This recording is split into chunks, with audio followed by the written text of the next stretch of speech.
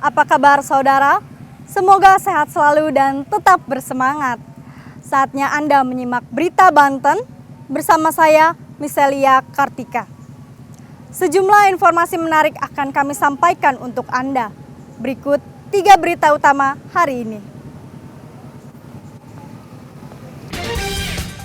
Rekannya tewas tertimpa gerbang saat mengamankan demo. Satpol PP Lebak gelar aksi solidaritas depan gedung DPRD.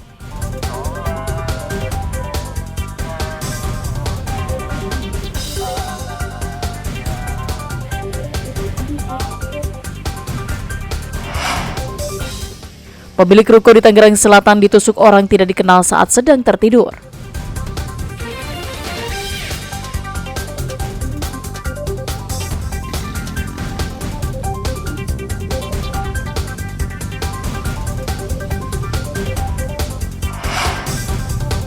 Kurang kuasai medan jalan, minibus di Kota Serang terjun ke sungai.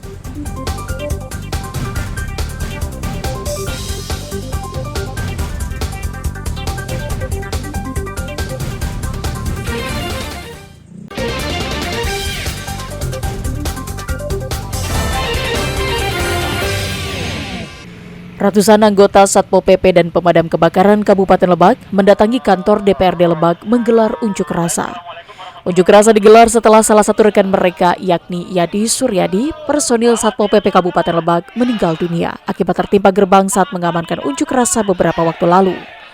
Personil Satpol PP menuntut polisi dan anggota DPRD Lebak mengusut tuntas demonstran yang berunjuk rasa hingga berakhir ricuh di depan gedung DPRD Lebak.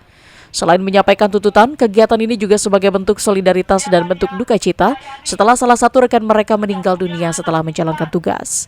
Berkabung atau berduka terkait dengan tragedi teman kita satu orang, Pak Yadi, telah menjadi korban demo anarkis yang dilakukan oleh paguyuban masyarakat Peduli Lebak yang terjadi pada tanggal 23 September.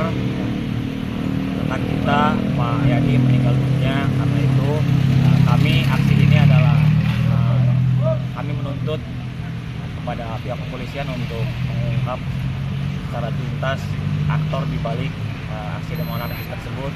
Mudah-mudahan segera bisa diselesaikan dan pelakunya bisa mendapatkan hukuman yang setimpal dengan apa yang telah mereka lakukan. Terkait aksi para anggota Satpol PP tersebut, pihak DPRD Kabupaten Lebak berjanji akan mengawal kasus tersebut dan menyerahkan kasus tersebut ke pihak kepolisian.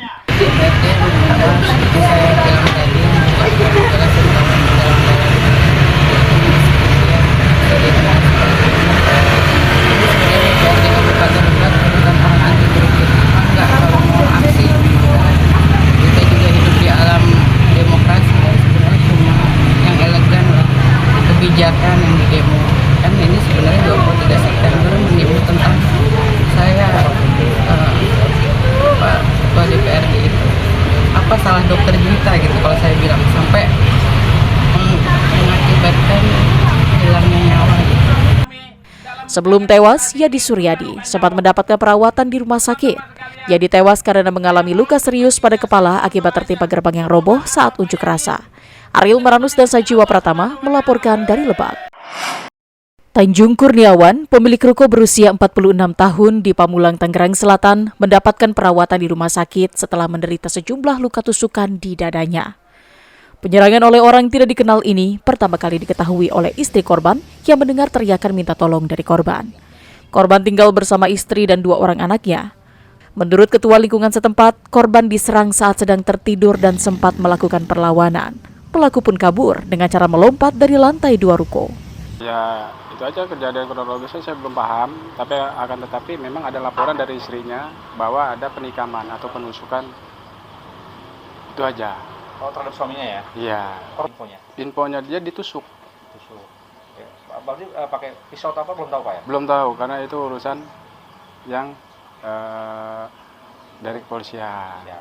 Kurang dari 24 jam, polisi yang mendapat laporan akhirnya menangkap pelaku penusukan. Pelaku berinisial RA ditangkap di rumahnya di daerah Bambu Apus, Kecamatan Pamulang. Selain pelaku, polisi juga sudah menyita sejumlah barang bukti. Polisi masih memeriksa pelaku untuk memastikan motif yang melatar belakangi pelaku menyerang korban.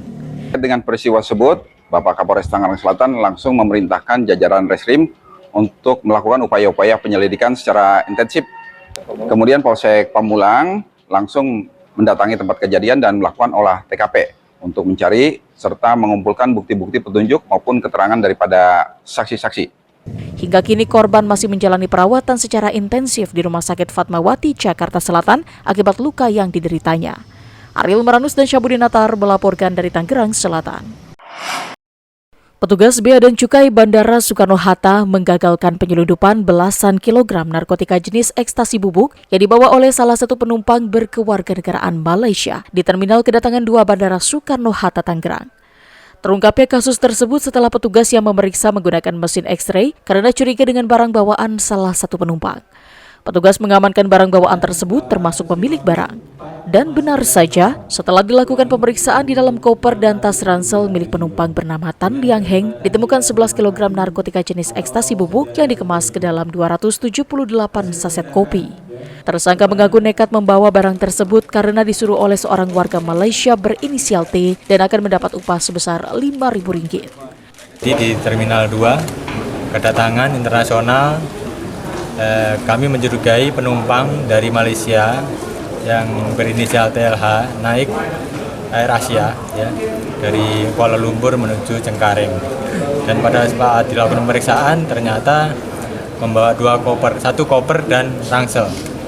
Ya, di kopernya setelah kita lakukan pemeriksaan di X-ray kelihatan ada benda yang mencurigakan. Setelah kita periksa terdapat 278 saset. Polres Bandara Suta yang bekerja sama dengan pihak Bareskrim saat ini masih melakukan pendalaman karena diperkirakan pelaku masuk dalam jaringan narkotika antar negara. Tadi sudah disampaikan oleh Pak Kepala bahwa ketika menerima informasi ini kami masih pengembangan termasuk dengan Kepala Kantor Imigrasi. Jadi kami masih pengembangan data perlintasan termasuk rekan-rekan yang sudah pernah mengawal yang bersangkutan di wilayah seluruh Indonesia. Dan yang pasti tadi sudah disampaikan ada pengendali di Malaysia pun.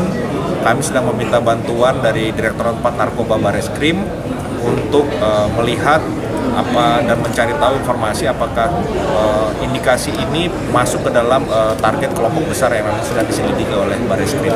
Akibat perbuatannya, tersangka Tan Liang Heng terancam undang-undang tentang narkotika dengan ancaman hukuman mati. Ariel Meranus dan Taufik Saleh melaporkan dari Kota Tangerang.